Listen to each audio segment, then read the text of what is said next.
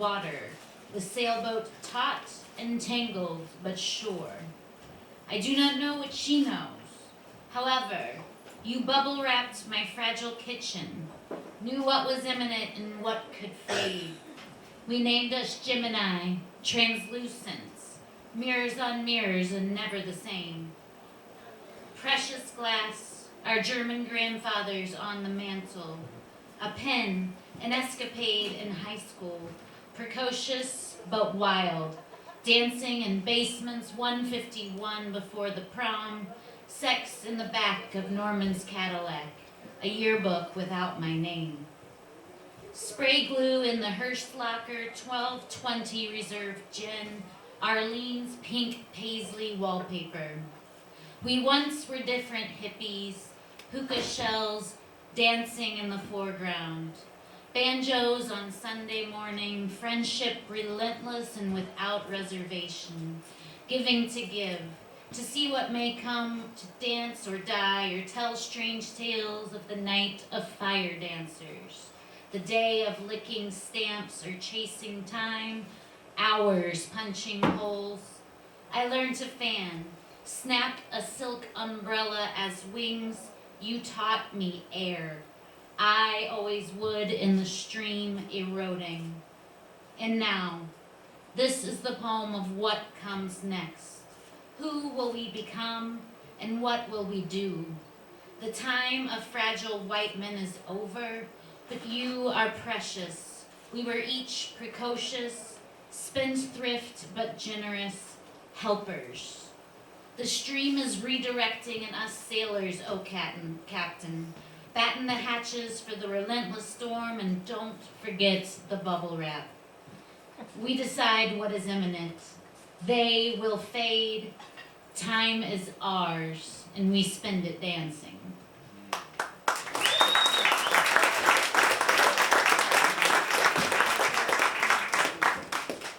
Thank you for your attention. This is really one of the best places in town to read, and that includes any old coffee shop, I swear to God.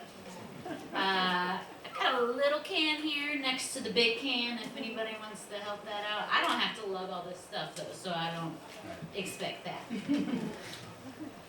This is called Poem of You, Not You, or The Outer Belt. The last time I went there, I finally knew my way. The day was untouchably blue beautiful. The sky bled here and there into low-flung smokestack clouds. A chain of traffic dragged past. The sun was so bright, I tried to imagine your consciousness booming all around me, shattering to azure shards, a glance of you akimbo. You did not go down easy. The knot of your throat jutted towards the wall clock, not stopped. We trucked onward, drugged to sign your name, drugged to fold your blankets, drugged to drink late nights, forgetting and remembering. Drug furniture in, drug old belted chest out or up or both. Drugs on your tongue, drug up in bed, your elbows towards the clock. You truck onwards, we drag past, all around me shatters.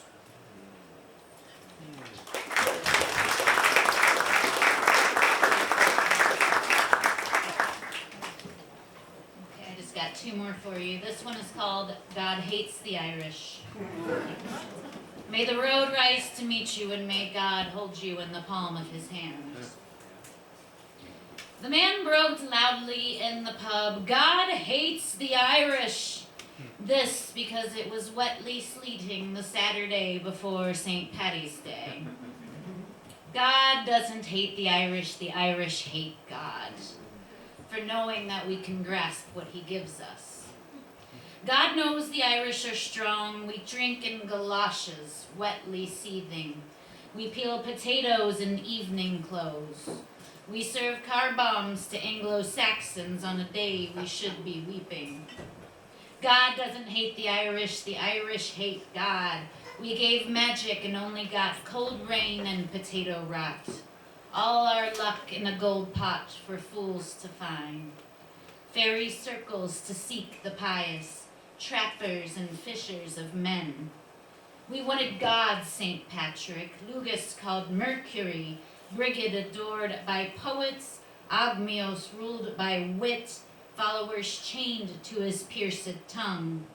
We wanted gods from men, brilliant and deft of hand, sorceresses calling starlings, the right roebuck war, talking mice in chivalry. The golden arm of your church stole our baskets, gave us only potatoes, sent us across the sea to work the Britain's industries, changed our letters, skimmed our names. My name was Wiles, or Will, trapper of eels, the deceiver, a cunning man, the devil and her wiles, in Old French, guile, the Norse, trick, craft, defraud, witch in Old English, the deceiver, the Irish hate God. Bishop Wiles landed Jamestown, slaughtered natives and witches. Wiles convicts settled Australia. Our great-great-grandmother made yours a talking dog. But perhaps we were Flemish traders, makers of windmills called traps. Perhaps we were fishers of men. St. Patrick was a Welsh Celt. I'm sure you knew that. God knows the Irish are strong.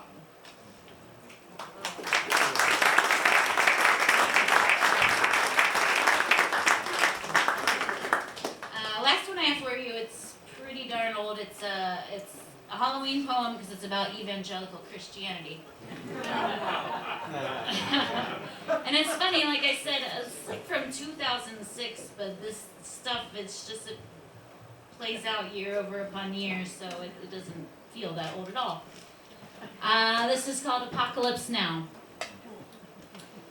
The intervention was in a house I could never escape because she lurked around every corner, toting cross to crucify and lay my soul bare in the clutches of her stigmata-stained paws.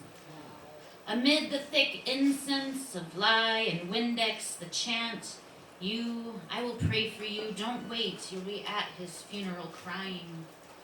I try but cannot seem to loathe her ancient mid-America wisdoms, her gifts of trinkets, her Sunday school pamphlets and wares of soul, her grace, her saving grace, her fire-breathing example of pure Jesus living, her love for life after death, always death before life, her fear she instilled in my eyes, I, the 8-year-old who must know redemption. Even with her, my father was an ideal to me, and so I swallowed all they said willingly, wore my Sunday best and played family every other weekend with her and her sons that he'd take on vacation, showing his daughter photos of the family with Civil War cannons or concrete elephants at the zoo. And when my sister moved in, I saw her posing next to Shamu. And when she wanted back out, her life was garbage bagged and waiting on their back stoop for her to pick up. The morning after, I woke from a dream that she took a revolver and pressed it to her shoulder and blew her whole damn arm off. The firepower exaggeratedly stronger like in westerns, but without the blood and feigned expression. She just stood there and I saw a leg was already missing on the same side. And she balanced there, though I thought she mustn't. She could not, but she didn't teeter over.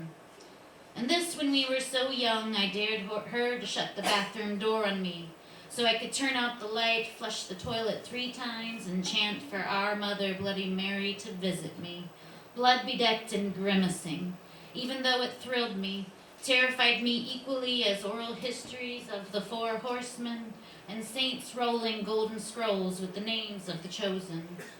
It's like how I'm terrified of cradling an infant because I wonder, right up to the moment I would see her hit the floor, what the sound would be if my feeble grip failed and both our lives slipped away. Or when reaching to change the tape in the car, would I nudge the wheel to hit the hitchhiker I didn't see there before? Oh, these myths and everywhere lurking present dangers. Does fright indeed increase proportionately with such compulsory Christian guilt? It haunts my dreams, colors the way I see things black and white. If St. John saw the mushroom cloud, couldn't he have been right about the pestilence? Christian's miraculous disappearance? Oh, how she and Dad loved to engineer it, novelize it, theatricalize their grand ascension to the sky, but they leave cars, no even airplanes unmanned and full of sinners in the sky. Wouldn't that be priceless? For once they'd have to believe us, the world's ultimate and most bloody, I told you so. 2000, I'm sure it's coming in 2000, and I'm waiting, there's so many signs. But I could never bring myself to think of those we'd leave behind. By my father's standard, my mother had been left behind. She'd never make the cut, then be the first lined up to get the sign of the beast stamped on her forehead. We've seen the signs, mothers killing their children, the genocides, digital currency, the European Union, the false prophets in the web pages, ice caps melting, persecutions of Christians in Israel, dildos at Kmart, and blasphemous gays prancing on all the streets. Don't think we haven't seen them in America worse than Gomorrah. I'll ask of you what I could never ask of them. If we are meant to ride the last human wave into the great everlasting blue yonder, can we ride with open eyes, leave our hate behind, and try until our very last crest to love our best, the wretch of a world that's left us? I say sometimes even the Dharma must die. And if the world boils down to you and I, even if we can't survive, at least we tried to breathe last life into the world they exercise, despise, and brutalize, and lust for another to replace it. Life after death, death before life, and somehow they can't help but believe it.